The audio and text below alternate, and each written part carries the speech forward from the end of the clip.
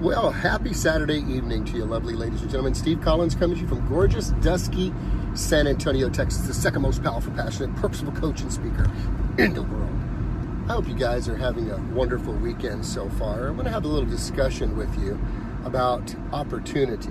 A little discussion about opportunity. And we're going to begin with what we talk about, and the key in the coaching program, our executive performance coaching program, the key element is really life is about 10% skill set in terms of executive performance or fulfillment, enjoying life, experiencing life at a very high level. 10% skill set, what you know how to do, and it's really 90% mindset, which is how you are experiencing what you are experiencing and the story you're telling yourself in that experience. So, do you feel like things are falling apart? Many times people come to a place in life where they feel like things are falling apart. And that is a great opportunity to create and make space and time for things to fall into place. Tony Robbins talks about something very profound. Everybody's trying to be successful when it comes to money or wealth. And yet, here's what he has discovered over the years of researching top performing individuals. That when you succeed, you tend to party and you blow stuff off that could be important, you get distracted. But when you fail, you tend to ponder. When you succeed, you tend to party. When you fail, you tend to ponder. And pondering is a long lost art or reflection or meditation or going inward into yourself and asking yourself the hard questions and taking, if you will, a inventory of where you are in life. You see, when you're on autopilot, even if autopilot is miserable, you get used to miserable and you don't realize you can live above that. You start realizing you can live above miserable if you start getting a hateritis and you get hater vibe on certain folks. One of my favorite videos I created was called Haters. It's not me, it's you. My observation is that haters are really not hating on you. Haters are looking at you succeeding, and when they see you succeeding or enjoying life at a level higher than them, you are a reminder to them that they are not willing to do the hard work to achieve what you have achieved, and so you make them mad and they're hating on themselves. Actually, they ain't even hating on you, they're hating on themselves because you are a reminder to them that they are wussies and whiners, a member of the thumb-sucking, blanket-carrying, wah-wah-wah club, and they hating on themselves and they think that it's hating on you. Do you guys understand what I'm talking about here? So when we look at this element of taking inventory, Tony Robbins again says, when we succeed, we tend to party. When we fail, we tend to ponder. So my question is, do you feel like things are falling apart? Well, you know what? That could be a great opportunity for you to pause, to ponder, to reflect, to take inventory, and to make a decision that I am done with this. I am fed up with this. I am not willing to continue experiencing the circumstances going on in my life. And you have an opportunity to have what we call a defining moment or a moment of clarity when you draw a line in the sand of your life, as it were, and make a decision. No more. I'm sick and tired of being sick and tired. I am done with the results that are coming up in my life. And I'm done with making excuses for why these things are occurring. I am no longer going to be in a victim mode and say, well, if my mommy had done this, it would be different. If my daddy had done that. If Aunt Susie or Uncle Johnny had done this or that, it would be different. If I had money, it'd be different. If I had more sexy booty, it'd be different. If I had more friends, it'd be different. If I had a greater education, it would be different. No, no, no, no, no, no, no, no, no, no.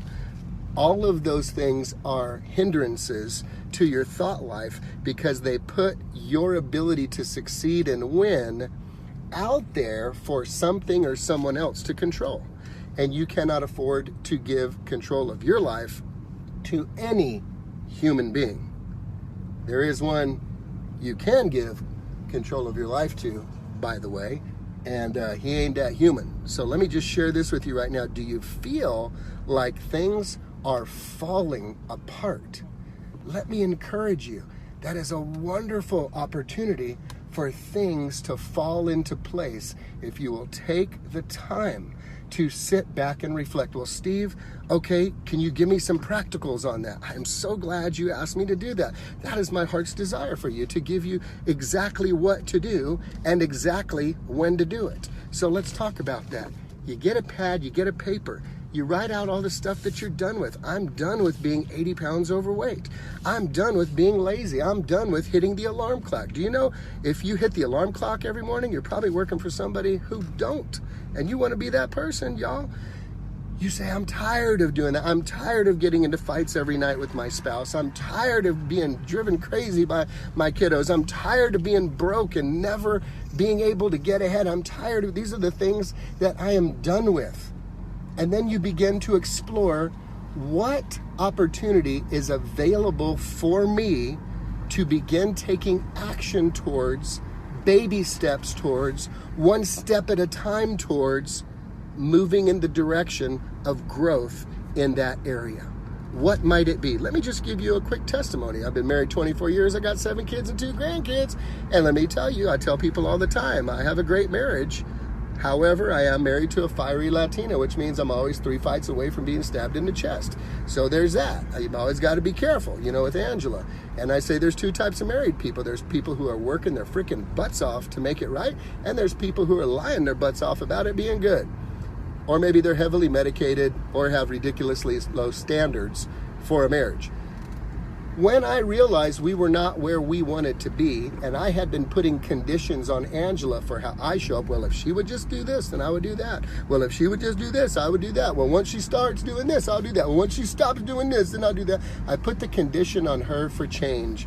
I had to suck it up, buttercup, and make a decision that if it was to be, it was up to me. I accepted complete and total responsibility and said, I need a coach.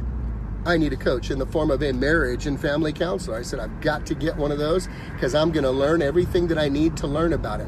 I found marriage seminars and said, hey, do you want to go to these marriage seminar things? Let's get some new skills. I listened to these folks. They said, do a date night. I'm like, are y'all freaking crazy? We got 6 kids. That's crazy town. We can't do date night once a week. That's insane. I realized if they're succeeding and I am not succeeding at the level I want to, maybe I ought to do what they say. That's called being coachable, y'all. So I said, okay, we're going to do date night. We committed to date night and been doing it for years. We committed to coaching or counseling to learn new skills and new ways to communicate. We developed new methods for conflict resolution. We developed conversations. What am I trying to say here, ladies and gentlemen? You figure out what's not working when you think things are falling apart. And then you accept full responsibility to create a plan for things to fall into place. Now, you can stay in your funk and you can wallow in your pain and you can wallow in your hurt and you will eventually come out of it. And yet you will go back to the same things over and over again. For things to change, you got to change. For things to get better, you got to get better. If you keep doing what you've always done, you'll keep getting what you've always got. And if you want something you never had, you got to do something you've never done. And that is growth. And it's intentional. And it ain't easy.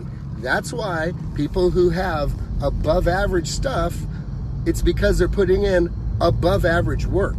They're putting in above average work. They're not putting in mediocre work and they're not shirking their responsibility for the work. They're putting in the work and they're getting the results for it. So do you feel like things are falling apart? I feel for you. I also remember a time when things are falling apart. When I was 20 years old, I was a dead, dying, suicidal, bipolar, manic depressive, crackhead, needle injecting coke fiend who was detoxing in the Texas State Hospital here in San Antonio, Texas. Messed up, y'all. Life was over. I did not want to live. There was no more for Steve Collins. And I prayed a simple prayer, God, if you're really real and you can help me, I'll do whatever you want for the rest of my life. And I didn't hear anything for a little bit. I didn't hear anything for a while. And then he showed up. He showed up through a dude named John Carrillo, talked to me about Jesus, I invited him into my heart and life and said, my life is yours. You can do with me whatever you want, whenever you want, however you want, because I don't want to live. And if you can have any redeeming value in this broken vessel, then you have your way with me. And ladies and gentlemen, the rest is history. It's 30 years later. And I will tell you, it's quite a ride. It's quite an adventure. And most of the people who tend to attract drama, it's because drama is a counterfeit aliveness feeling that you get when you walk an adventure-filled relationship with the living God. Ladies and gentlemen, it's powerful stuff. Are you feeling like things are falling apart? Well, my friend, if you'll make the time and pray and seek some wise counsel, you can actually create time for things to begin falling into place. Have a good weekend, guys.